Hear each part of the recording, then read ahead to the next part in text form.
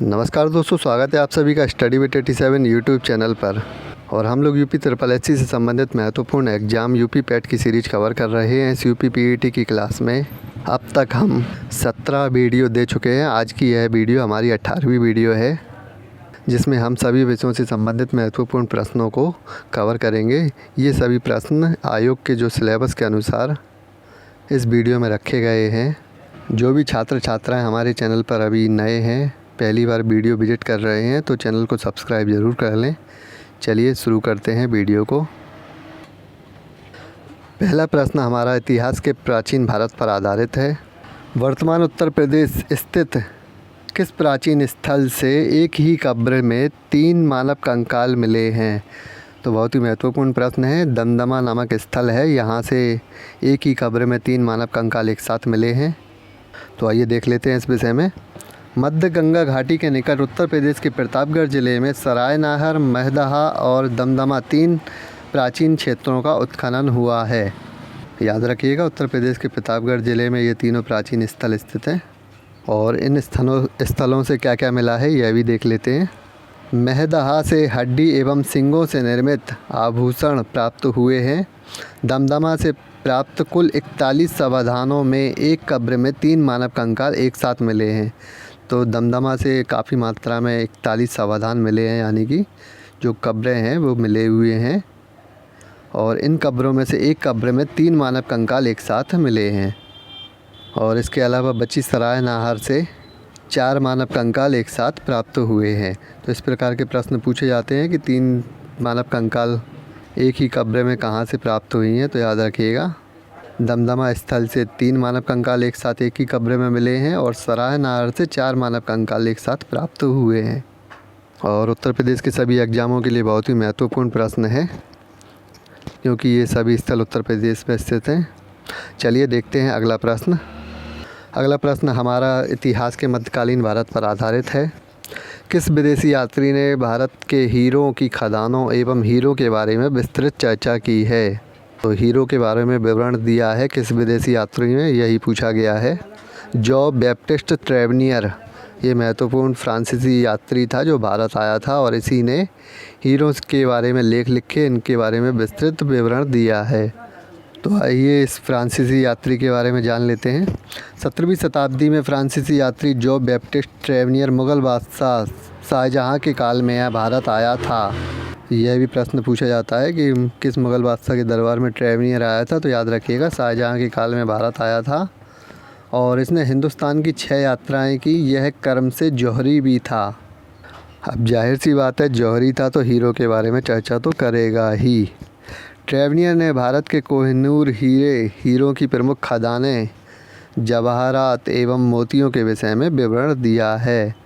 तो यहाँ से कई लेख मिलते हैं जिसके विषय में ट्रेवनियर ने काफ़ी जानकारी दी है अपने लेखों में। चलिए अगला प्रश्न देख लेते हैं।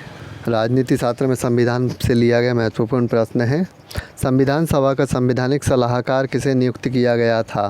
तो बहुत ही महत्वपूर्ण प्रश्न है, कई बार पूछा भी गया है, आगे भी आने की संभावना है। तो याद रखिएगा, संविधान सभा का संवैधानिक सलाहकार BN राव को नियुक्त किया गया था। और BN राव का पूरा नाम है बेनेगल नरसिंह राव। इनके विषय में जान लेते हैं। सर बेनेगल नरसिंह राव यानी BN राव ने म्यांमार यानी बर्मा का संविधान लिखने में भी महत्वपूर्ण भूमिका दी है।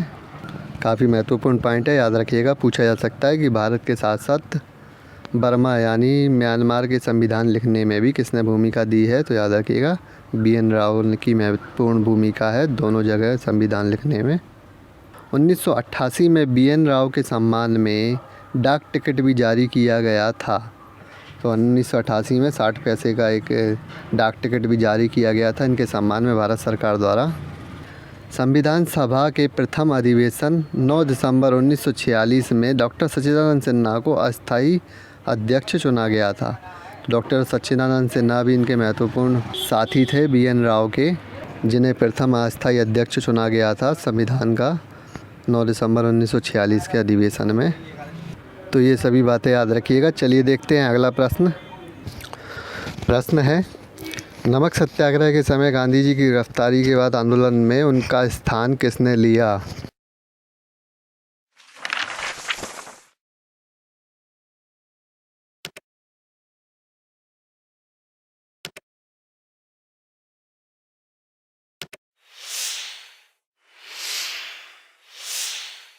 तो नमक सत्याग्रह के दौरान गांधी जी को गिरफ्तार कर जेल में डाल दिया गया था और उस समय उनका स्थान गांधी जी का आंदोलन में अब्बास तैयब जी ने लिया था। सविनय अवज्ञा आंदोलन के दौरान नमक कानून तोड़ा गया था और यह नमक सत्याग्रह आंदोलन गांधी जी के द्वारा चलाया गया। तो नमक कानून तोड़ने की वजह से सोलापुर में गांधी जी को गिरफ्तार कर यरवदा जेल में भेज दिया गया था और इस दौरान काफ़ी जगहों से नमक आंदोलन का नेतृत्व अलग अलग व्यक्तियों ने किया था, जिसमें से 2 प्रमुख बातें याद रखिएगा कि धरसना नमक गोदाम पर धावे का नेतृत्व सरोजनी नायडू ने किया था। प्रश्न इस प्रकार से भी पूछा जाता है कि धरसना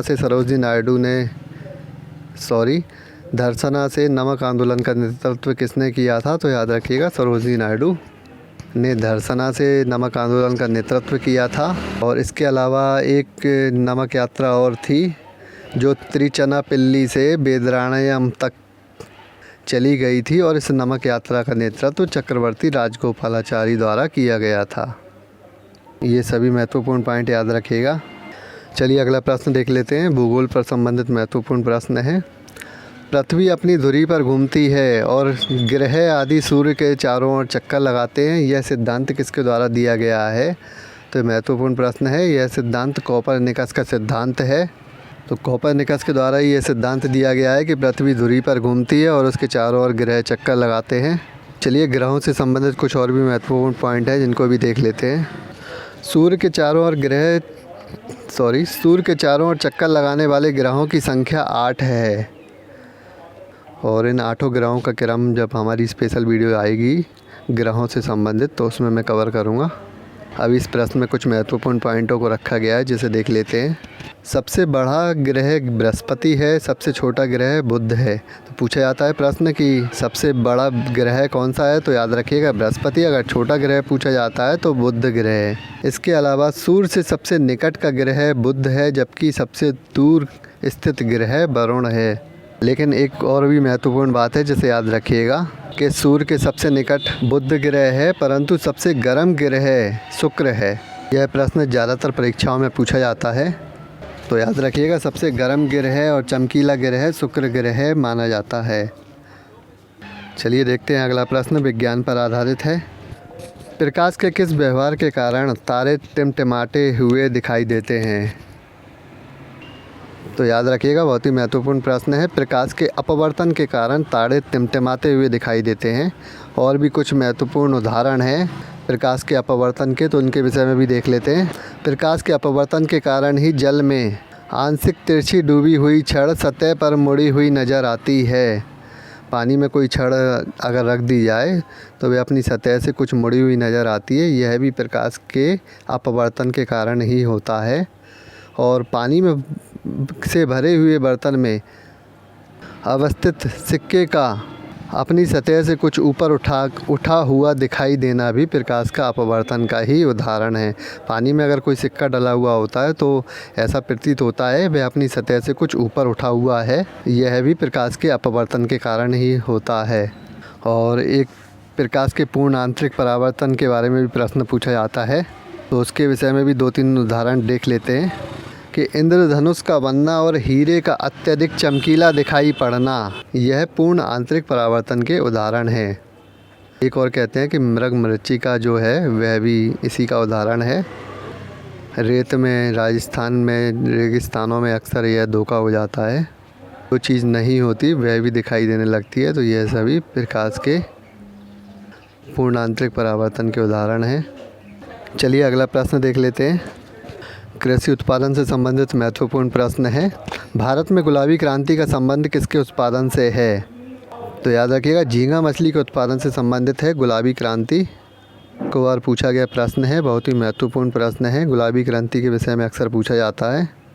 इसके अलावा और भी महत्वपूर्ण क्रांतियाँ हैं जिनके विषय में भी देख लेते हैं।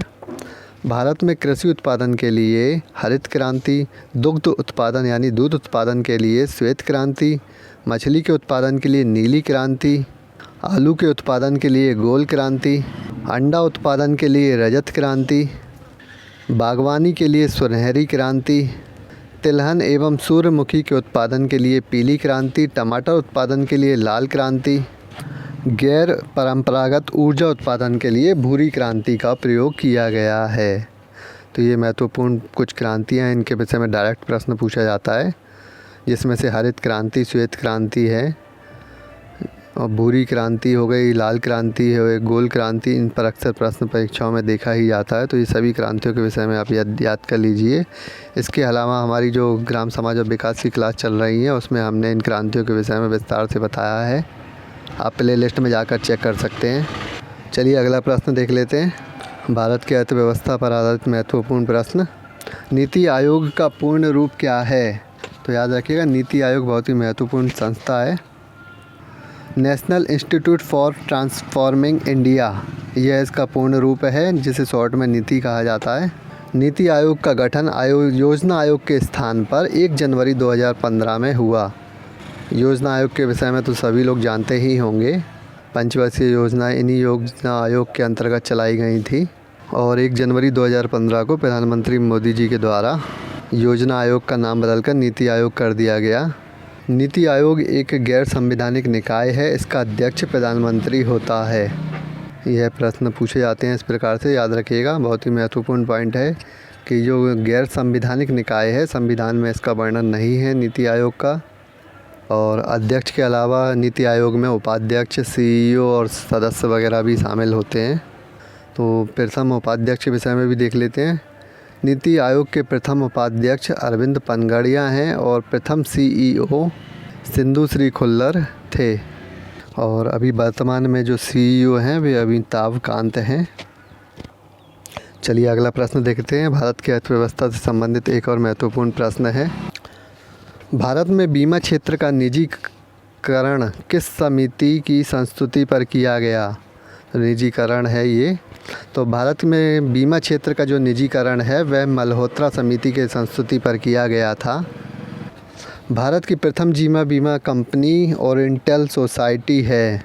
याद रखिएगा, पहली जीवन बीमा जो कंपनी है ओरिएंटल सोसाइटी है। ज़्यादातर लोग जीवन बीमा समझते हैं, LIC जिसको कहा जाता है, परंतु पहली जीवन बीमा कंपनी जो है वह ओरिएंटल सोसाइटी है, जिसकी स्थापना 1818 में की गई थी। और भारतीय जीवन बीमा निगम यानी LIC की जो स्थापना है 1 सितंबर 1956 में हुई थी। और LIC का जो मुख्यालय है मुंबई में है, याद रखिएगा। भारतीय साधारण बीमा निगम की स्थापना 1972 में की गई थी, जिसके द्वारा कार्य 1973 में प्रारंभ किया गया। तो ये महत्वपूर्ण सभी पॉइंट हैं बीमा निगम से संबंधित। चलिए देखते हैं अगला प्रश्न। करंट अफेयर्स की दृष्टि से महत्वपूर्ण प्रश्न है अगला। विश्व भारती विश्वविद्यालय की स्थापना किसके द्वारा की गई थी? हाल ही में विश्व भारती विश्वविद्यालय के 100 वर्ष पूरे हो चुके हैं और शताब्दी वर्ष दिवस मनाया गया है। इस वजह से काफ़ी चर्चाओं में प्रश्न है, काफ़ी चर्चाओं में यह विश्वविद्यालय है। चलिए देख लेते हैं। विश्व भारती विश्वविद्यालय की स्थापना रविंद्रनाथ टैगोर के द्वारा की गई थी। विश्व भारती विश्वविद्यालय की स्थापना 1921 में पश्चिम बंगाल के शांति निकेतन में गुरुदेव रविंद्रनाथ टैगोर के द्वारा की गई थी। और हाल ही में 24 दिसंबर को विश्व भारती विश्वविद्यालय शताब्दी दिवस मनाया गया है।